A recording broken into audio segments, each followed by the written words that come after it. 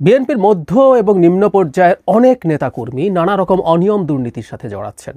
দখলবাজি, চাঁদাবাজি, বিএনপি নিজেই সেটা স্বীকার করে এবং তাদেরকে বহিষ্কার করেছে। তাতে এটা প্রমাণিত যে তারা এটাকে এন্ডোর্স করে এবং তারা ব্যবস্থা নেয়। আনাসিরের বাইরে কেউ দাঁড়িপাল্লাতে ভোট দেওয়ার কথা বলে সেখান থেকে সুস্থ হয়ে বাড়িতে ফিরে আসবেন বিএনপি নেতা কর্মীদের কাছ থেকে, আমার তো সেটা মনে হয় না। নানা রকম উল্টোপাল্টা মন্তব্যের কথাও আমরা জানি, কিন্তু যখন বিএনপির সর্বোচ্চ পর্যায় থেকে এমন সব মন্তব্য করা হয় যেগুলো আসলে অন্তত 5 আগস্ট পরবর্তী সময়ে আমাদের রাজনীতির যে পেরিমিটার আমরা ঠিক করব, আমাদের লিবারেল ডেমোক্রেসি, তার বাইরে চলে যায়, বিএনপির উচিত এই ব্যাপারগুলোতে সতর্ক থাকা। এটা একেবারে খুবই খুবই জরুরি ব্যাপার। বিএনপির নেতাদের, সিনিয়র নেতাদের অন্তত মুখের লাগাম টানা উচিত বলে আমি মনে করি। বেশ কিছুদিন ধরেই এই ঘটনাটা ঘটছে, আমি ওগুলার খুঁটিনাটি তুলে আনছি না। বেশ কয়েকজন সর্বোচ্চ পর্যায়ের নেতার মন্তব্য নিয়ে তীব্র সমালোচনা এবং বাদানুবাদ হয়েছে, শোকজ করা হয়েছে, এগুলো ঘটেছে। সম্প্রতি দুটো মন্তব্য, জনাব মির্জা আব্বাসের এবং জনাব হাবিবুর রহমান হাবিবের মন্তব্য নিয়ে কয়েকটা কথা একটু বলা দরকার। জনাব মির্জা আব্বাস বলেছেন, আগের সরকার শেখ হাসিনা বাংলাদেশের 12টা বাজিয়ে দিয়েছে আর এই সরকার বাংলাদেশের 24টা বাজিয়ে দিয়েছে। ভেতরে পড়ে দেখলাম মানে এই সরকার শেখ হাসিনার চাইতেও দেশে খারাপ জায়গায় নিয়ে গেছে। এটা একটা মন্তব্য। জনাব হাবিবেরটাই আসলে বেশি আলোচিত হয়েছে, আমি সেটাতেও আসব।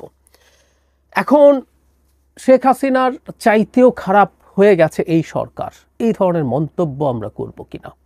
এই সরকারের অনেক সমালোচনা আছে, আনডাউটেডলি এই সরকার অনেক কিছু করতে পারেনি, যা যা করার ছিল। এমনকি বিএনপির সাথেও তার বিমাতাসুলভ আচরণ আছে বলে আমি মনে করি। আমি নিজে সেটা ব্যাখ্যা করেছি একজন অ্যানালিস্ট হিসাবে, কোনো সন্দেহ নাই। কিন্তু এই জায়গায়ও বিএনপির সর্বোচ্চ পর্যায়ের একজন নেতা এই সরকারকে আওয়ামী লীগের চাইতে খারাপ এই পর্যায়ে নিয়ে যেতে পারেন কিনা, নেওয়া উচিত কিনা, সেটা নিয়ে প্রশ্ন হওয়া দরকার আছে। জনাব আব্বাস আগেও আমি যতদূর মনে করতে পারি একই ধরনের মন্তব্য করেছেন। আমরা একটা কথা খেয়াল রাখবো, এই সরকারকে বিএনপিও কিন্তু স্টিল অন করে। বিএনপি এই সরকারকে এখনো ডিনাউন্স করেনি যে আমরা এই সরকারের সাথে নেই।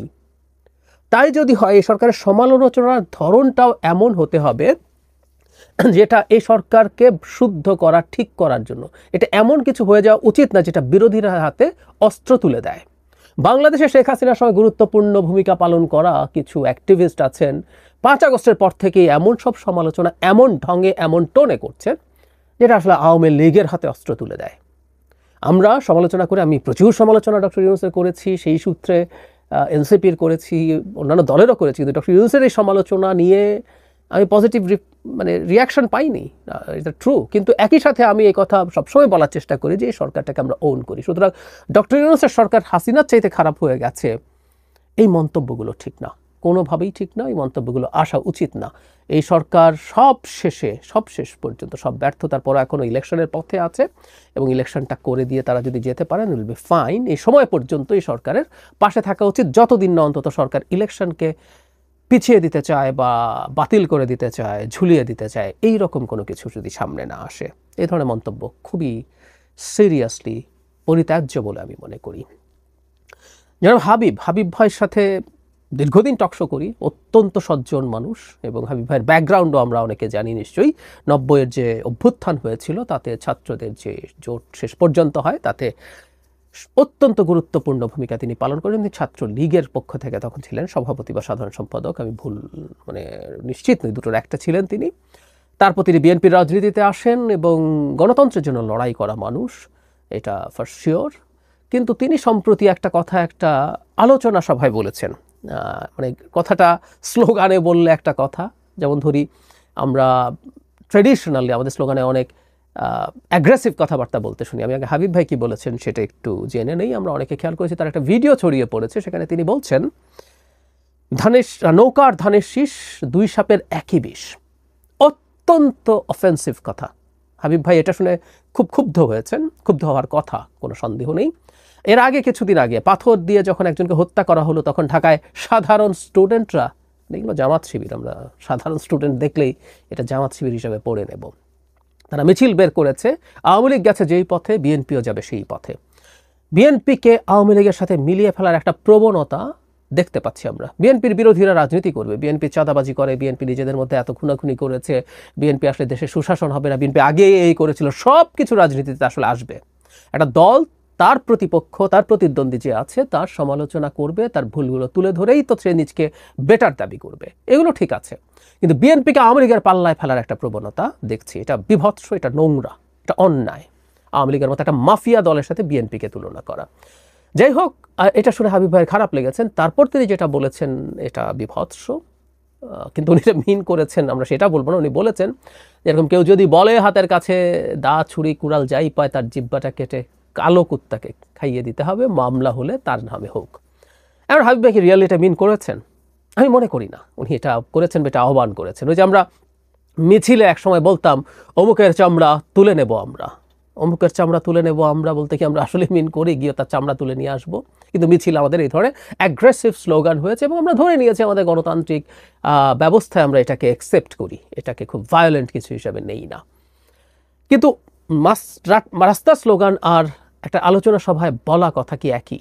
দ্বিতীয় কথা হচ্ছে রাস্তায় আমরা এই ধরনের স্লোগান আর দেব কিনা, এসব নিয়েও আলাপ আসতে পারে 5 আগস্ট পরবর্তী সময়ে। সো যারা হাবিবুর রহমান হাবিবের যে বক্তব্যটা সেটাকে নিছক রাজনৈতিক রেটরিক হিসাবে নেব, নাকি এটা কিছুটা হলেও এক ধরনের ভায়োলেন্সকে উস্কে দেওয়ার সম্ভাবনা আছে সেভাবে দেখব। ধরে নিলাম এই স্লোগান দেওয়ার পর জিব্বা কেটে কুকুরকে খাওয়ালো না, কিন্তু এই সম্ভাবনা তো আছে যে এটা দিয়ে উত্তেজিত হয়ে বিএনপি নেতাকর্মীরা তাদের সামনে যদি এই ধরনের স্লোগান আবার কেউ দেয়, তার উপরে ভায়োলেন্ট হয়ে ওঠা সম্ভাবনা আছে।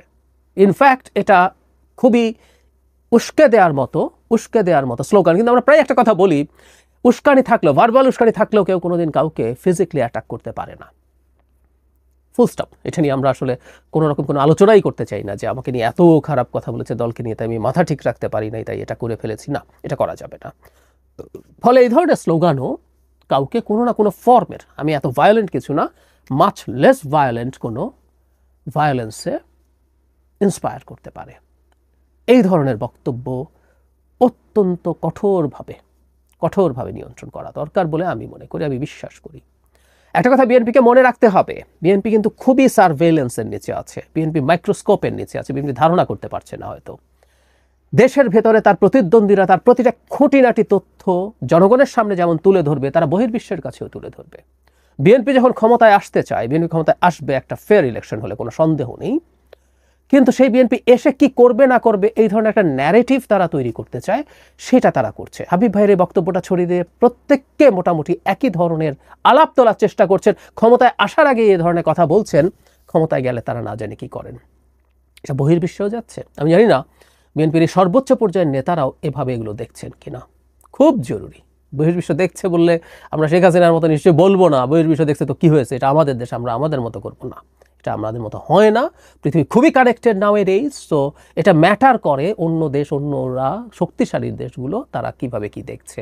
সুতরাং বিএনপিকে খুবই সতর্ক হতে হবে সব বিবেচনা। আর যদি সেটা নাও হয়, আমরা বাংলাদেশে একটা নতুন রাজনীতির কথা বলছি, উনি এই বক্তব্যের সমালোচনা করা খুবই জরুরি ছিল এবং গণতান্ত্রিকভাবে যুক্তি দিয়ে, কেন বিএনপি এবং আওয়ামী লীগ একই না, কোনোভাবেই না, হতে পারে না, সেটা দিয়ে তার যুক্তি দিয়ে বোঝানো দরকার ছিল। তার বিপরীতে তিনি যে ধরনের বক্তব্য দিচ্ছেন, এটা রেটরিক্যালিও যদি দিয়ে থাকেন, এগুলো ঠিক হয় না। আমাদের বর্তমান বাংলাদেশের রাজনীতিতে এই ধরনের স্লোগান আমরা পরিত্যাজ্য মনে করি। এর আগেও যখন বিভিন্ন মিছিল থেকে, তথাকথিত সাধারণ ছাত্রদের মিছিল থেকে জনাব তারেক রহমানের বিরুদ্ধে বিভৎস নোংরা স্লোগান দেওয়া হয়েছিল, আমরা সেটারও খুব কঠোর প্রতিবাদ করেছি যে মিছিলেও এই ধরনের স্লোগান হতে পারে না, হওয়া উচিত না। প্রত্যেকটারই একটা সীমা আছে, সেগুলো দেয়া যাবে না।